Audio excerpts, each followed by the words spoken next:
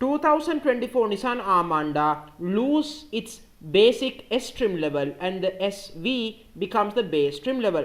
That means now it's going to cost $57,345 to start from, and the SL version will now cost $61,165 up to $69,415 for the platinum version.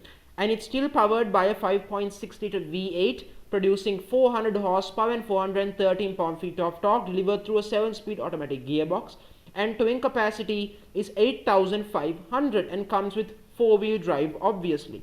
And then of course standard features include a 12.3-inch touchscreen, Apple CarPlay, Android Auto, rear seat entertainment package with dual 18-inch screens for the second row passengers, and ventilated seats and heated second row seats, and a 13-speaker Bose sound system as well, and many more features.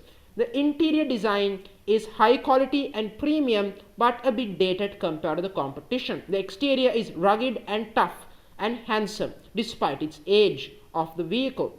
Now overall, this is no match for the GMC Yukon or Yukon XL, Chevy Suburban, Chevy Tahoe, Jeep Wagoneer, or the Ford Expedition or the Toyota Sequoia. It can't beat them. So sadly, the Nissan Armada is the worst full-size SUV for the money you can buy right now. And it's not because it's a bad vehicle, it's just it's too outdated. It's just plain obvious facts.